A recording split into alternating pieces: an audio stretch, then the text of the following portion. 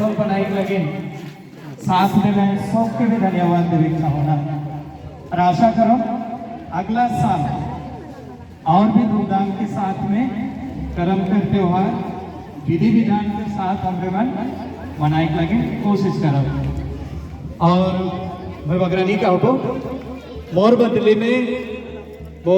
हमारे बीच में श्रद्धे फादर विक्टर तिग्गा है आज कर दिन कर लगे दो चार संदेश कर श्रीमुख से सुनब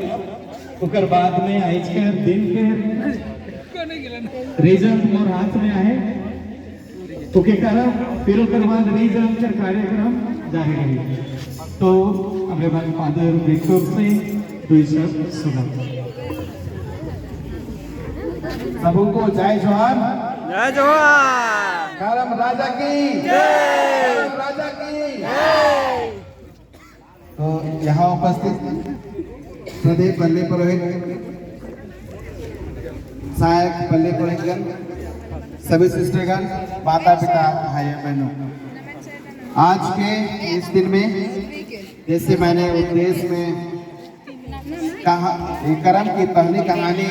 जो शुरुआत है उसको जिक्र करने की कोशिश किया उसके बाद की घटना कुछ शब्दों में मैं कहना चाहूँगा। ये हमारे जो आदिवासीपुर के रोहतासगढ़ तक आए थे और रोहतासगढ़ में एक राजा की नियुक्ति की थी और उसी राजा की नियुक्ति में सभी आदिवासी भाई बहन प्रेम शांति और सद्भावना से रहते थे और इसी समय वे लोग इसी करम को धूमधाम से मनाया करते थे और इस करम की पूजा के लिए प्रतिवर्ष उन्होंने जैसे मैंने प्रवचन में कहा कि सावन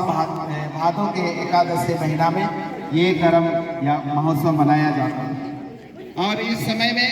हर प्रकार की खेती काम विराम में रहती थी और इसलिए सभी माता पिता भाई बहन एक साथ नाचा करते थे। इस समय में जो राजा थे वो जो रोहतासगढ़ के राजा थे वे उस समय खाते पीते और आराम से रहते वे किसी चीज की चिंता नहीं करते थे और इसी समय अचानक उनको आक्रमण करने के लिए दोबारा उन पर हमला की जाती है। उस समय में सभी पुरुष वर्ग लोग नशे की हालत में थे और इस समय में महिलाएं या माताएं पेटा बांधकर हाथ में तलवार ले तीर धनुष लेके वे शत्रुओं से हमला किए और हमला करके वे शत्रुओं को भगा दिए और इस प्रकार से उन्होंने जो एकजुटता थी आदिवासियों की उनको देखकर शत्रुघ्न भी देखने लगे कि इतना शक्ति कहाँ से आया और जब वे नदी पार वापस आ रहे थे नदी से तो उन्होंने देखा कि जो माताएं हैं जब चेहरा धोती हैं तो क्या करते हैं एक हाथ का यूज करते हैं प्रयोग करते हैं कितने हाथ का प्रयोग करते हैं चेहरा धोने में माताएं दोनों हाथ का प्रयोग करते हैं और पुरुष वर्ग एक हाथ का। तो इन्हीं चीजों को उन्होंने देखा कि माताएं दोनों हाथों से चेहरा धो रही इससे वे समझ गए कि ये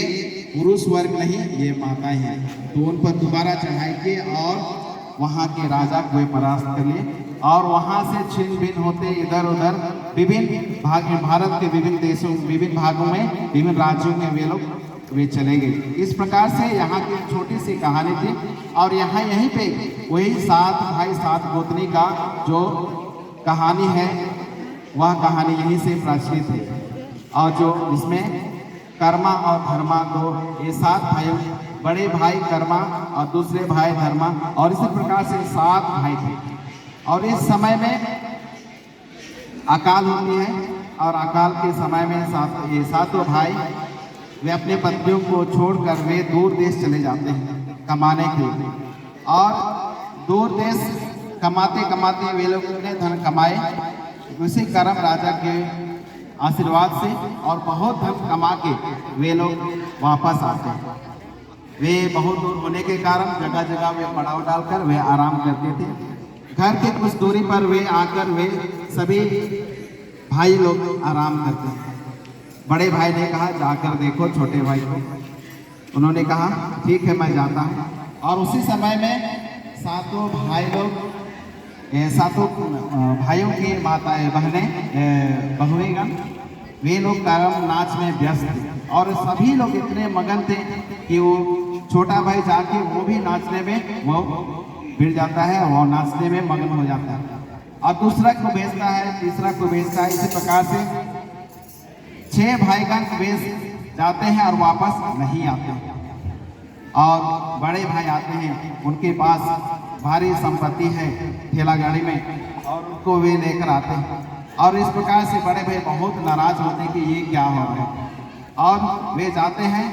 और जो कर्म का डाली बीच में लगाया हुआ था वे पूजा कर रहे थे और उसकी आराधना कर रहे थे, नाच रहे थे, खुशी मना रहे थे। उसी कर्म डाली को वे टुकड़ा टुकड़ा करके वे फेंक देते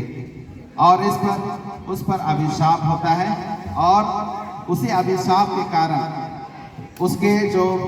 खेती थे अगले साल जो खेती लगाए, धान बोए, उनमें एक भी नहीं हुआ और बाकी भाइयों की खेती में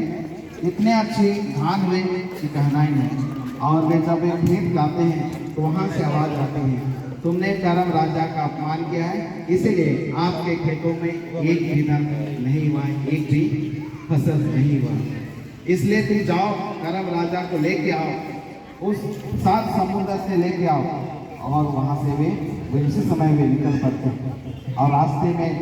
वे भी लोगों को देखते हैं। शुरू में एक महिला को देखते हैं जिसके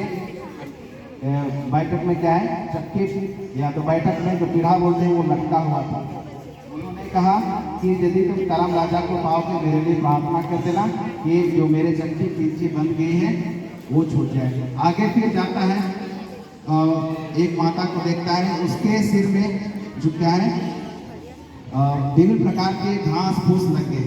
तो वो भी कहते हैं कर्म राजा की यदि मिलोगे तो कहना कि प्रार्थना जरूर कर देना और ये जो बोझ है जो घास फूस हो गए हैं मेरे शरीर के सिर पे वो सब क्या हो जाएगा, दूर हो जाएगा। और फिर आगे जाता है, जब उन्हें प्यास लगती है नदी का पानी पीने के लिए, देखता है नदी का पानी तो साफ है, जैसे ही उठाता है नदी का पानी को वह पानी लाल दिखता है। फिर आगे जाता है, एक पेड़ का फल लगा हुआ है, इतना अच्छा, जैसे ही तोड़ता है खाने के लिए खोजता है उसमें पिल्लू लगी हुई। इस प्रकार से अभिशाप के कारण उसके जीवन में वह जो भी देखता है, जो भी पाता है, वह सब कुछ क्या है, विनाश का कारण बनता है। और वह जाते जाते जाते 7 समुद्र जाता है और वहाँ वे कर्म राजा को पाता है और कर्म राजा को वे उठा के लाते हैं और जैसे ही उन्होंने जिन जिन लोगों से मिला उनके लिए प्रार्थना की, सारी मन्नतें पूरी हुई और पुनः कर्म राजा को अखाड़े में डालकर वे धूमधाम से कर्म राजा की उपासना की, उसकी आराधना की और जोर शोर से नाचना गाना शुरू कर दी। और इस प्रकार से हम देखते हैं कर्म ये न केवल कर्म का डाली है, ये साधारण पेड़ नहीं है, ये विशेष शक्ति हमारे पुरखों ने अनुभव किया है, विशेष कृपा उन्होंने अनुभव किया है। इसलिए हमारे पुरखे इस कर्म की डाली को वे अनादर नहीं किंतु इसे सम्मान करते हैं, भगवान का दर्जा देते हैं और भगवान का दर्जा देते उन्हें उनसे विशेष प्रार्थना करते हैं। विशेषकर आज हम देखते हैं जो शादी होने वाले हैं लड़का या लड़की, उनके लिए विशेष प्रार्थना की जाती है ताकि उनके लिए एक अच्छी दंपत्ति मिले। और जैसे कि पुरखों में कहा जाता है खीरा चढ़ाया जाता था, जैसे खीरा गोल गोल है वैसे भी उनके लिए शिशुगण भी हो। और इसी प्रकार से वे लोग आशा करते थे कि उनका परिवार सुंदर हो, अच्छा हो और एक अच्छा परिवार का निर्माण कर सके। इस प्रकार से ये छोटी सी कर्म की कहानी है, ये हमारे पुरखों की कहानी है, ये हमारे जो पुरखे हैं, ये हमारे ही पुरखों की जो रीति रिवाज है, ये केवल नाच गान है, किंतु इससे बढ़कर हमारा जीवनचर्या है जहाँ हम लोग सारे आदिवासी भाई बहन लोग एक साथ रहते हैं, प्रेम से रहते हैं, एक दूसरे का आदर करते हैं, एक अच्छा पारिवारिक जीवन जीते हैं। और जब हम खाना खाते हैं सुबह या शाम एक साथ बैठ के खाते हैं, एक साथ रहते हैं, यही हमारे आदिवासियों की पहचान है, आदिवासियों की एकता का चिन्ह है। इसे हमें अभी भी बरकरार रखने की आवश्यकता है। तो मैं इतना ही कहकर अंत करता हूँ। नमस्कार फादर विक्टर की आपको बहुत सुंदर संदेश और कर्म की कहानी बताने के लिए धन्यवाद देते हैं। आज सचमुच में आप सभी ने देखा, क्या वो देखते हैं, क्या देखते हैं? एक से बढ़कर एक नाच, एक से एक बढ़कर एक कला हमारे नंदापिटापल्ली में है। अवसर मिलने पर ये कलाएं दिखती हैं और आज मैंने जो देखा मैं बहुत ही खुश हूँ। हालांकि इस साल छोटे तौर पर ही हमने किया, लेकिन जितने भी बगानों ने भाग लिया ये बहुत ही काबिल तारीफ है और आप सबों को मैं धन्यवाद और बधाई कहना चाहता हूँ। हालांकि आज जितने भी बगान भाग लिए सभी ने जीता है। मैं पहले भी बोला था, आपका भाग लेना ही आपकी जीत है, आपका भाग लेना ही आपकी जीत है, क्योंकि इसके द्वारा हम सीखे होंगे, बहुत सारी चीज़ों को सीखे होंगे, एक साथ आए होंगे, गाना सीखे होंगे, नाच सीखे होंगे और यही हमारी जीत है। और इस तरह से अब अपना जो कल्चर है, अपनी संस्कृति है, थोड़ा थोड़ा करके अगली पीढ़ी तक बचाने में जरूर सफल हो पाएंगे। इसलिए आप सबों को बहुत बहुत धन्यवाद। साथ ही साथ आज के दिन में धन्यवाद देना चाहूँगा कि आज का जो प्राइज है इसके लिए जो स्पॉन्सर किए हैं उन्हें धन्यवाद देना चाहता हूँ। हमारे चंपागुड़ी ग्राम पंचायत के श्री रमेश तिर्की, जो कि कुछ कारणवश नहीं आ पाए, लेकिन उन्होंने भी आज के दिन के लिए प्राइज के लिए स्पॉन्सर किया है, तो उनकी अनुपस्थिति में ही सही है, हम उन्हें धन्यवाद देते हैं और एक बार उनके लिए खुले हाथों से जोरदार ताली बजा देंगे। धन्यवाद। अगला स्पॉन्सर हमारे पारिस के पीपीसी के सेक्रेटरी श्री संजय किया है, तो हम उन्हें भी आए दिल से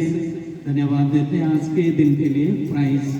जो भी हो, छोटा ही सही या बड़ा ही सही, प्राइज होता है। उन्होंने आज के लिए स्पॉन्सर, हम आपको आए दिल से धन्यवाद देते हैं और सभी को अपने अपने लिए एक बार जोरदार ताली बजाइए। आप सभी को बधाई के पात्र हैं। आप पीछे से